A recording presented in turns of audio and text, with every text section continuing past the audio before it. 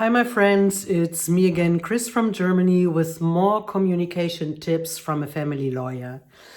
Now, when you want to receive good results, lasting results, and get into a constructive communication, something is very, very important, and that is empathy. Now, empathy is not loving the other person, is not, especially it's not approval, yeah?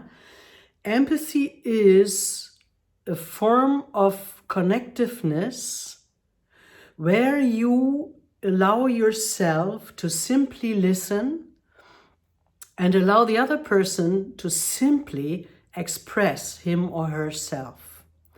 And when I say simply, it's not simple at all. It's a very difficult exercise, actually. And I would like you to try something with a friend or a neighbor or your sister or your brother. It doesn't matter. And the two of you sit down, and one is A, one is B. And for 5 minutes, A just speaks and tells you about a situation he or she is engaged with. Nothing dramatic, please, okay? Just something about the last vacation or a worry about the old mother, something, yeah? And all you do as B is listen. 5 minutes, set the alarm clock, and you will be very, very surprised what comes out of it for A and for B. My experience as a nonviolent communication trainer is the following. The person who speaks hardly dares to take the time to speak for 5 minutes. Why? Because she is not used to being listened to for such a long time. They don't dare to take that much time from you, yeah? And they think they don't have to say that much, which is not true. You see, there is so much interference from the person who's listening, usually, that the person who's talking does not expect to have the room to express himself or herself. So, as a listener, please watch yourself. What are you doing? What are your impulses? Usually, the impulse is after a short period of time to react, to say something, to confirm something, to talk about yourself. You know, we always have these reactions, and stop it. Let your reactions go and stay attentive.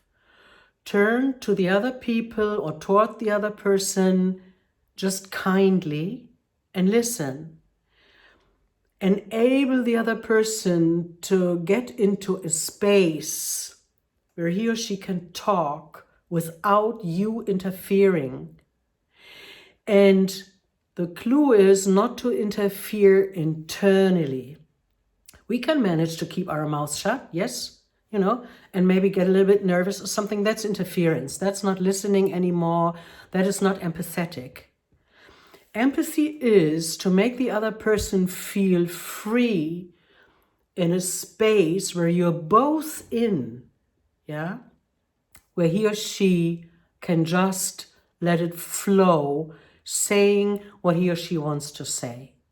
We hardly ever have the space to do that, and it is of such healing power, I don't have a better word right now, that at the end, and I'm sure you experienced that in your life before, you didn't say a word. And maybe the other person spilled everything out for 10 minutes and you didn't say anything. You were just there with him or her. And in the end, that person said, "Thank you for this really good conversation." That is empathy. Conversation is not words back and forth.